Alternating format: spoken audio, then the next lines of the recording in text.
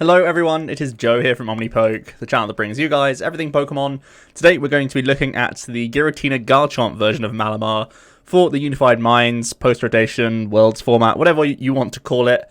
It's a pretty powerful archetype in my books, and Malamar is one of the strongest archetypes out there because it has just great push potential. It can play a non-GX game plan.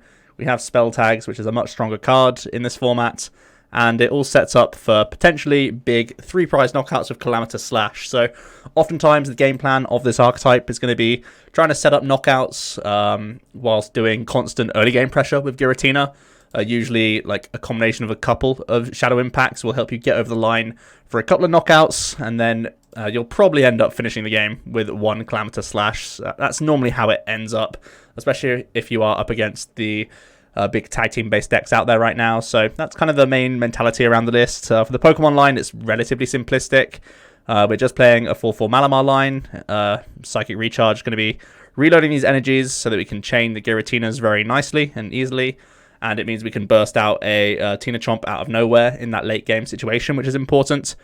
I'm playing 2 copies of Mew. Mew's a really annoying card in the early game for a lot of decks.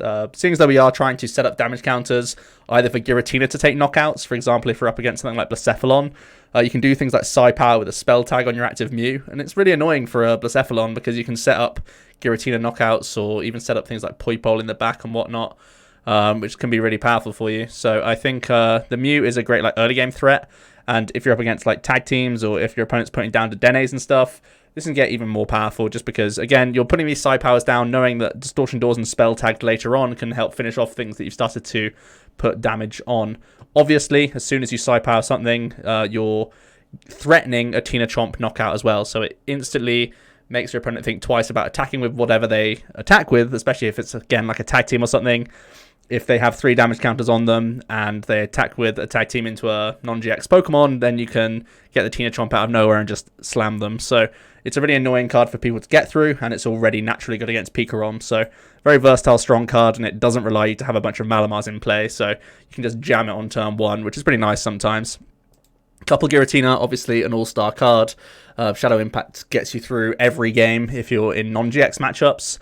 Distortion Door getting extra damage around the board, and also just 2-shotting tag teams. The card's just really solid in this format.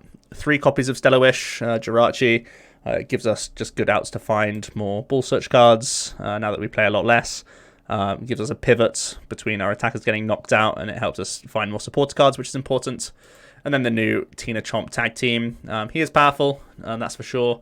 Calamitous Slash is just very, very good at knocking out tag teams with the synergy of the triple spell tag, the Mews, and the Giratinas. It's very rare that there won't be stuff damaged. Obviously, a lot of tag teams are adding in some element of healing, so your opponent can try and play around it to an extent, but the spell tag's the crucial one because obviously the spell tag will happen and then our turn begins, so they can't play around it fully in every sort of situation, so that's always pretty good for you. And Calamitous Slash just has huge numbers that can really take big knockouts. GG End is also a great way that we can try and access the bench. We don't play any Gusting in here, and we don't actually play any Sniping either. We don't play Meowstic or Espeon Deoxys tag team. Those are options that you could try and think about adding into the deck. Right now, the only way we really access big threats is via the GG End attack and just simply wipe it off the board. It's not the best. You would rather be taking those prizes, so you can definitely think about adding in Sniping to the build, more so than just the Mew spell tag shenanigans that we have.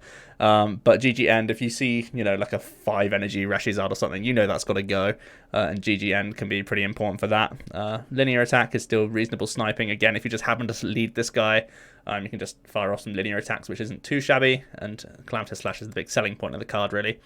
For the items, it's all pretty straightforward and streamlined. Double Switch alongside Adventure Bag and 2 Escape Board is a reasonable 5 outs for moving our stuff, which is pretty good in those opening turns. Also, remember, Mew is another 1 energy retreat cost Pokemon, so that's never a bad target to pivot with.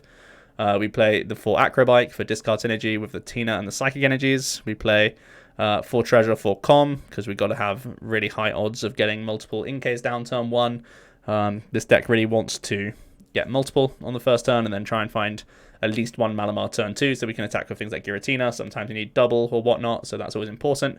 Triple Viridian, because we're playing a split of energies, and it also has extra synergy with discarding Psychics, of course. Just basically going 1 for 1 is oftentimes a trick this deck will do to help thin out the deck, get more recharges going each turn, and getting more manual attachments is always good. I'm sticking with the same support account that I basically found early on in this format with Malamar, and I haven't seen a reason to go away from it. Judge is our disruptive element, whilst also refreshing our hand. We are pretty reasonable at getting our hand size low, and of course we have Stellar Wish to fall back on, so there are some turns where you can literally just go, when you're in that rinse of repeat of Giratina, you can just happily Judge knowing that all you need to do is like double Psychic Recharge, turn attach, and that's really easy to do. This deck can be low maintenance when you need it to be rinse and repeat with Tina, and the Judge is going to be nice for disrupting the opponent. And then we have the 4 Cynthia, 4 Lillie. You want to have 8 good draw options on the opening turns, because it is critical to find multiple Inkays. Even finding things like Giratina turn 1 so that you can get a manual attachment on it can be really important. So these really help us see a lot of cards, basically. The Escape Board's critical for Jirachi. The Spell Tag's amazing for setting up damage for the bench, as well as setting things up just in the active for us to Calamity Slash later, so something to bear in mind. And then we're playing the 7-3 split of Fighting, which is required for that Calamity Slash and GG end, as well as 7 Psychic for everything else. Now, the only Pokemon that I'm really thinking of is the Esper and the what's it called? Espeon and Deoxys tag team. I really think that accessing the bench is pretty important with this deck, and you don't really have space for customs, so I think I would make the sort of halfway house approach of adding in either an Esper or an Espeon and Deoxys. I think that's the thing that I'm really trying to wiggle into the list. Potentially you could cut down to 2 Jirachi, but I'm not a huge fan of that. I don't see many other spaces outside of like a consistency card like a Bike or something like that. But I do think there could be some value in getting the new Espeon and Deoxys, or that mainly for his cross division, or the Esper for his sniping attack. Those would both be pretty reasonable additions. I thought about Buzzwole in here as well, because you're playing fighting energies, but I think normally you want to dedicate Ball Search to other things than the Buzzwole, even though it can help you tempo out against things like Pikarom. I don't think in any other matchup he's all that good, so I don't think it's like mandatory to play him. There's not too much else that I've considered adding into the list. The other things, any other attackers, things like Mimikyu you can always think about. Dawnwings is always a consideration if you're worried about Blacephalon, but I think naturally with high spell tag count you should be fine against that matchup. So yeah, I think that's more or less how I feel about the deck. We can jump into some ladder games. Obviously, our opponents don't have to be playing post-rotation, so I'm going to try my best to get games, but we may have to do some concedes here. We just got to cross our fingers and hope that our opponent is trying to test for Worlds, because the ladder is honestly terrible right now, and I'll give this a couple of tries, but if it just doesn't work, it doesn't work, and there's nothing I can really do about it. But yeah, the ladder is just not helpful for many people right now. I really wish there was a mode where we could play post-rotation, even if it was like tournament mode or something like that, so it doesn't affect the main ladder. I think it would be a really good idea for Pokemon to add in some sort of tournament mode with us able to play Worlds format, because I think it's pretty silly that we can't. It's the most important tournament on the calendar for everyone, and you're not allowed to practice for it unless you're against friends, and sometimes your friends can't trade for all the cards, or they're not available the same times as you, so that's a bit of an issue. Oh, also Ditto Prism Star is another card I could have considered, just to be a 5th Inkay in the list. That's another thing I forgot to mention. But this is all looking pretty reasonable. Couple Inkays down, and we get a turn 1 attachment, 2 energies in the bin as well. This is pretty much all you want. Having to lead this Giratina is a bit awkward. We have to try and find one of our switches if we want to attack next turn, but the hand's looking pretty reasonable. We're looking down at a Meowth right now, and there aren't many post-rotation decks that play Persian. I think Blacephalon's like the only mainstream one I can think of, so I'm worried that this is going to be some sort of like, yeah, it plays Ultra Ball, okay. Forget it. It's probably just Zori checkmate. Okay, we'll try again. I kind of wanted to, so I like intentionally chose this Malamar deck to be like the last one that I profiled. I've already done Ultra and I already did Spell Tag Mali previously, but I like intentionally left this one out, being like, oh, I can play this on PTCGO, it'll be awesome. So people can not only learn the list, but they can also see it in action, and that's all good until you remember that this ladder is actually terrible right now, and PTCGO is not very useful. So we'll try and get one more game. We'll get to see this guy's mulligan as well, so we'll know if he has any post-rotation cards. He plays Stretcher. It's going to be Reshizard, though. Like, it's green's Reshizard. And I mean, if he has Nest Balls and Stretchers, I don't think that's too big of a deal. So we should probably just let this happen, right? The only thing that's hugely different is Guzma. Guzma's probably the biggest card that we have to be afraid of. Max Potion potentially as well, but I think it should be fine. We get to go first with a monster hand. Absolute monster. I need to try and navigate this the best way possible because we have so much that we can do. I'm going to start off by thinning an energy card because we want to improve the Acro Bike's odds of finding a supporter, because we have a bunch of Ball Search but still no supporter card. We're going to start comming away some stuff. We want to get some Inkay. I want to get a Jirachi that I can Stellar Wish with as well, because again, supporterless right now. So we'll use a couple of these comms. Our goal is to find a supporter card, so I will treasure before the Acro Bike. And I will also treasure away a com, I think. 3 Inkay sounds like a pretty dope start for me. We will bench this stuff. I'll keep this one open for now. See what we get off this. Both relatively poor outcomes. Do I need any stadium to remove his stadiums? I'm not really concerned about power plants so much. We can just grab the treasure for next turn. We can get our Stellar Wish going. Okay, sweet. We got Lillie. That's awesome. We're looking good now. I will relatively happily commit 1 fighting energy. You normally just need to use 1 TinaChomp. That's also pretty good. I will now quickly check my energy count. Yeah, we have the other 2 in the deck. So we already have a bunch of these, so I think keeping a bench space open, like threatening this the whole time, is pretty good. I more so did the treasure just to discard the Giratina than to actually find a target, but we have a switch for next turn. Everything's looking pretty good now. We can just pass it over. That's as ideal of a turn 1 you can get from Malamar, really.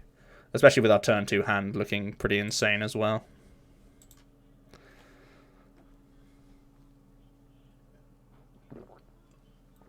One slight concern is mixed herbs. Mixed herbs are a problem for us. So yes, this is not a Worlds list, but ultimately the cards that Greenzard will play that's super different is basically just Nest Balls, Guzmas, and Stretcher, and I think we can just about allow that. It's a close enough build that we can actually learn something about the matchup, I would say. Pretend the Nest Ball was a Cherish Ball and we're chilling. The only thing it lets him do is use Volcanions a little bit easier, but I don't really care about that so much. Volcanian's not a great attacker against this unless he's gusting Mallies.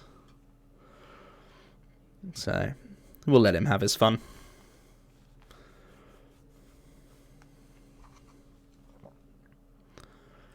He's going to cheer up by the looks of things. Not bad, not bad.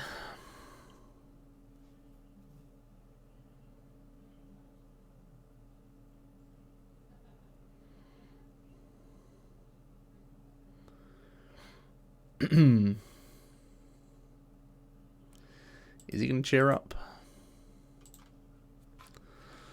Let's see. Yep. And it's going to go to the back.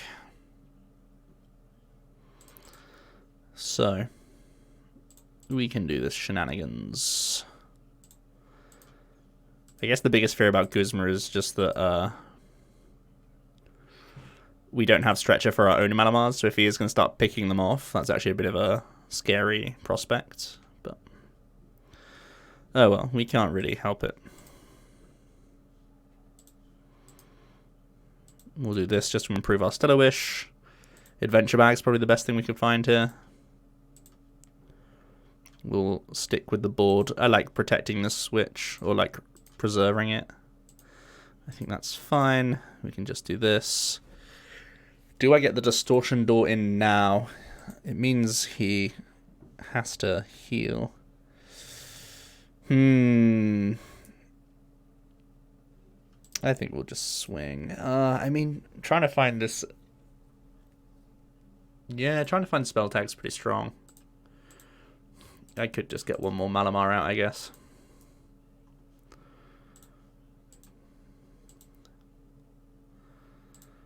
Spell tag would be very strong against him coming in with this attacker. Nothing here. We can Acro Bike though. Ooh, it's fighting energy number 2, which is a big yikes. Do I keep cycling? Probably not, actually. We'll try and stay pretty safe. As good as the high roll of a spell tag would be, it's not the best odds. Not the best odds. We'll just pass it over. Doing a big chunk to this Evilax. Greenzard is one of the decks with a good amount of healing. There's not only mixed herbs, but also great potions to contend with now, which is a bit of trouble for our boy TinaChomp. But we're hoping that we can stay non-GX for like the vast majority and then just have like one burst knockout that just closes the game, basically. That's kind of the plan. And I mean, so far, we got pretty well set up. We got 3 Malamars, Jirachi's chilling in the back, Tina's doing its stuff. There's maybe a small argument to not putting the damage on ourselves here, but I don't mind if he dump truck presses this, to be honest. Like, I really don't care if he leaves this active. That's like not a bad outcome for us.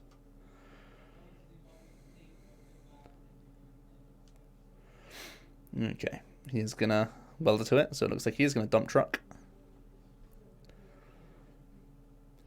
Like, if we put any of the damage on any of our Malamars, it then is way easier for the Volcanion to take Gust knockouts. And if we put on Jirachi, I guess that's kind of fine, but it's weak against...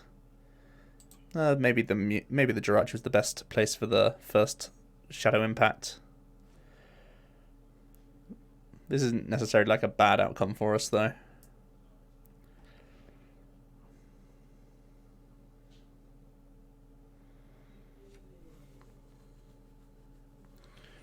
Depends if he tries to commit healing to this as well, to be fair. How many worlds have we seen? We've seen 2. There is the dump truck press.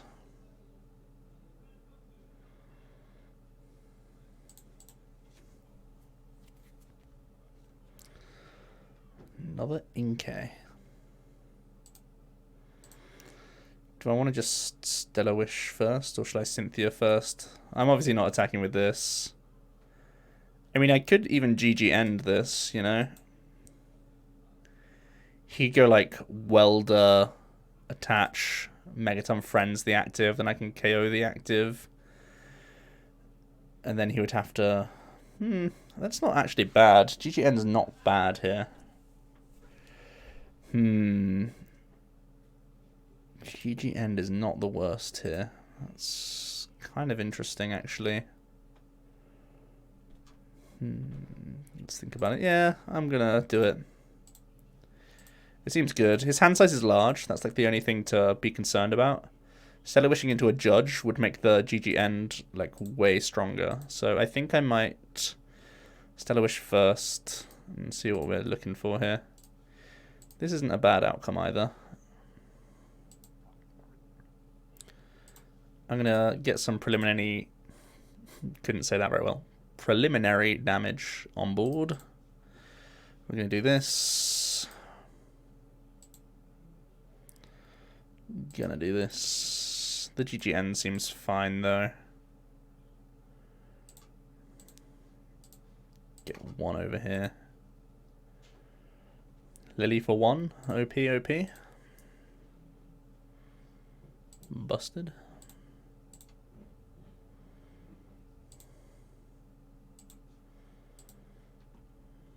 Let's make him spend another welder.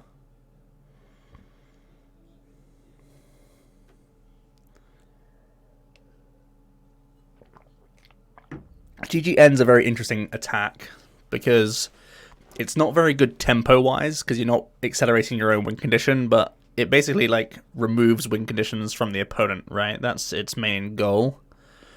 So you're hoping you can do it in a spot where your TinaChomp will stay on board anyway.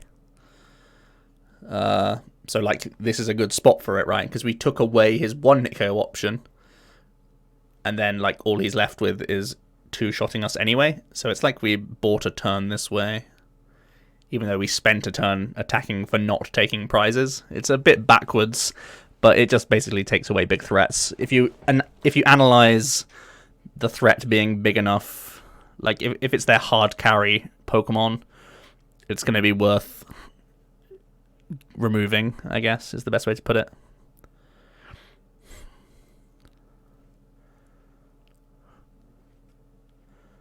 And he has to greens here as well, which is good for us. He's going to grab Nest Ball greens. I wonder if he's out of welders. That would be really weird. Maybe he was lacking the Bull Search for the Charizard, though. Haven't seen a Heat Factory yet either, have we? There's the Fire Crystal. Also, us using GGN there plays around Lieutenant Surge. Fun fact. Not that I was expecting that to be played, but it's something to bear in mind. Let's see what they can come up with here. Yeah, they're just going to dump truck. 120. Which means, yeah, okay. We can just do this.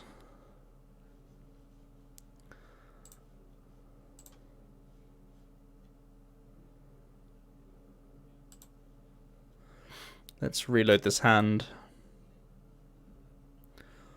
Judge is there for next turn, which isn't too shabby. Like, he's going to welder, have a giant hand, probably flare strike us. And we can come in with, like, Giratina and Smack and Judge. It's probably our play, right? Probably the line we're looking for. So we'll go Calamitous, knowing that he probably just has to welder flare strike us. And then the route is going to be us going Giratina for the two-shot, knowing that even if he heals and pops the spell tag, he'll still be in range of a Calamitous Slash for game. We have one more fighting energy left. The only thing I'm scared of is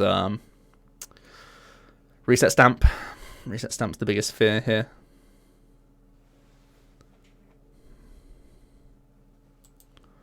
Gonna see the welder, the fire crystal. We knew all this stuff was coming.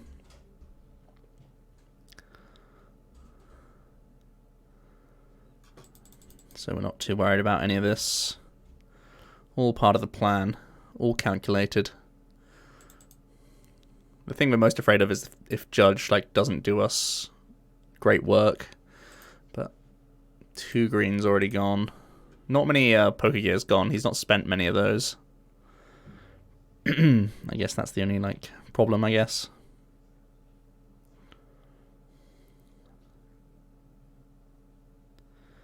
Even if we like hit into this guy, he like welders attacks. Like if he was to like double blaze this with like another Charizard next turn, we could still spell tag it for the 4 and Calamitous Slash for a knockout. So the lack of Gust isn't a big problem right now. He does actually stamp us here. We get back into the Judge though, and that was the biggest piece that I wanted to keep. Because, I mean, look at his hand. He's not thinned any like Volcanions out of his deck either. So the only thing I really want now is a Viridian. Have played 2 though, so maybe it's a bit greedy to hope for that.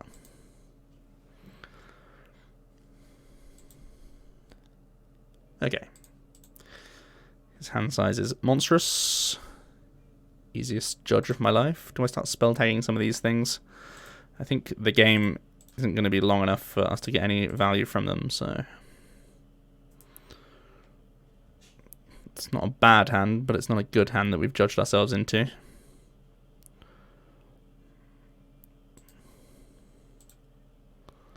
Com is good. That gets us the TinaChomp. We obviously don't put it down here because he could be playing Guzma, and also he has custom catchers always available with greens, so we just gotta do this.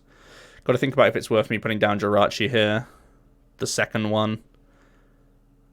Like, he always has to take a prize next turn.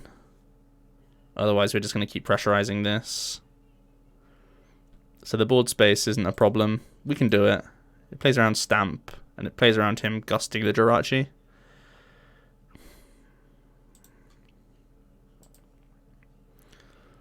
So we'll just Shadow Impact and say knock out Giratina. And we'll see now. So obviously there's the healing options. There's like Retreat Double Blaze as an option as well. But as long as the spell tag sticks, I think I'm actually most worried about him like Field Blowering. Field Blower is not a problem of the future. It's a problem of today though. There's double Mixed Herbs, and he is going to Double Blaze GX, so he is in range of a Calamitous Slash. Benching the Jirachi meant we couldn't calm. Maybe that was a mistake, actually.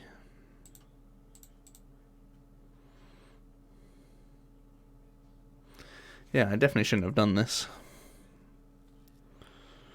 I would have just been a Viridian away. I'm going to start with this. I'm pretty sure.